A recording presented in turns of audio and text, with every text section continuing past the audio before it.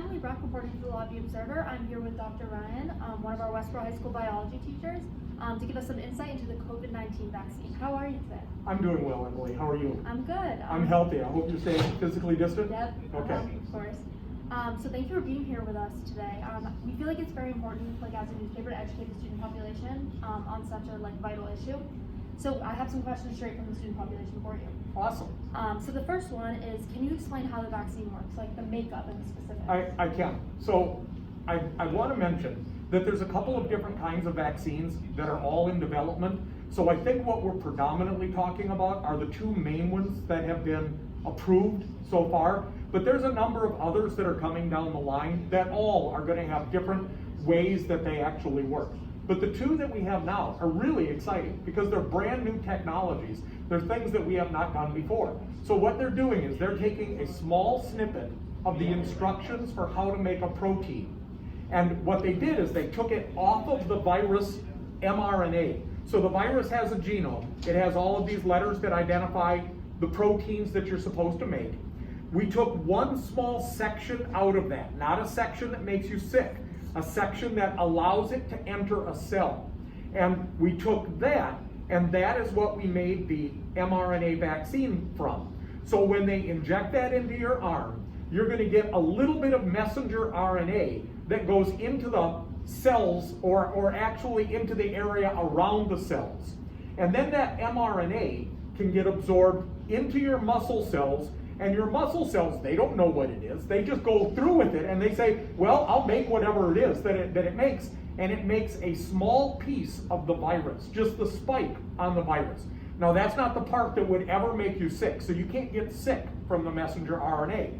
But when your muscle cells make that little piece of virus, they stick it up off the top of the cell, and then your immune system comes by and says, whoa, wait. That doesn't belong here. What is, hey, and they call all their immune system buddies who start ganging up and learning what it looks like so that they can destroy that cell and anything that looks like it. And that's the important part, because then when a virus comes the next time, the actual virus, these immune cells will recognize it, they will attack it, and it won't get a chance to start growing and be around. No, so that's so great to hear, because I feel like an issue that a lot of people have had with the vaccine is that people are worried that they'll get sick from it, but it's so great to hear that that's not going to be an issue with this one.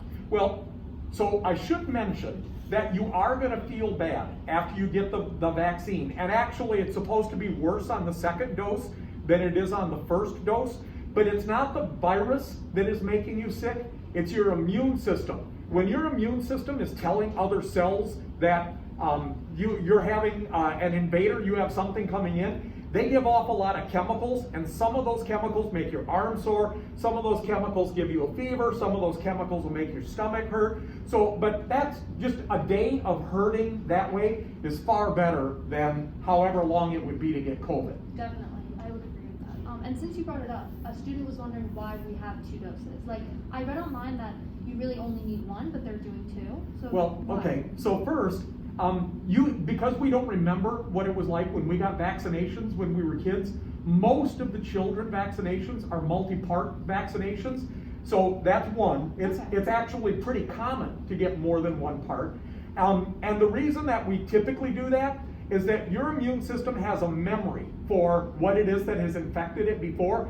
The first time that you get the shot, it's just learning to recognize what that actual virus looks like. But the second time they get it, they mount a stronger response, a longer lasting response, so it's actually going to protect you even more than what the first response did. So that's our rationale for doing it. Okay, that's good to know actually. So another question was, what would you say to the people who are scared of taking it because of either allergic reactions or just like unknown long-term effects that we don't know about yet? Yeah, the first part that I would say is that you want to talk to your doctor. So I'm assuming if you're thinking that you shouldn't take it, you've got some reason that you're thinking that you shouldn't be involved with that, and talking to your doctor would certainly be a way that you would find out for your particular circumstances whether or not it's something that should concern you or not.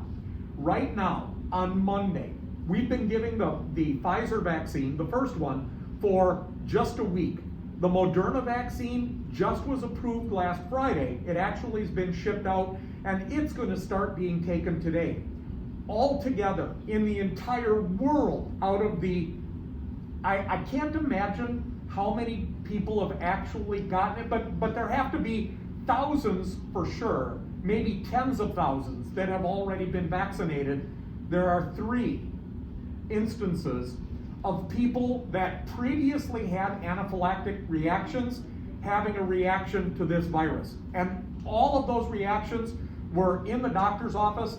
The doctors are making you stay there for at least 15 minutes so that they can verify that you're going to be okay. So I wouldn't, for the concern that goes with that way, the likelihood of anybody having a reaction to it is exceedingly small. Right. 3 out of thousands and thousands and thousands. Right. Yeah. No, that's definitely good advice. So go to a doctor if you're worried about that. Another question that we received was, is it going to be lasting the full lifetime? Those 2 doses. We don't know the answer to that. Right. So just like there are 4 natural coronaviruses that exist, and they give minor symptoms. We've never been able to make a vaccine that is durable, that will last for a long time with any of those. And it's partly because these are mRNA viruses, and mRNA viruses mutate a lot faster. And in fact, there's been over 1,000 different mutations that are part of this particular vaccine, of this particular virus. So the fact that it mutates so much, we don't really know. We'll just have to wait and see what goes along with that. But we know that it'll be enough that we'll be able to squash down what's happening with the coronavirus at this time. Right. So this next question is more about like in terms of the future. Do you believe, or do you believe that the professionals that are making these vaccines believe that social distancing and masks and things like that are going to fade away as soon as everyone is vaccinated? They are not. So there's a couple of reasons why. One is that we still have people that are going to travel the entire world, and we are not going to be able to vaccinate everybody in the world.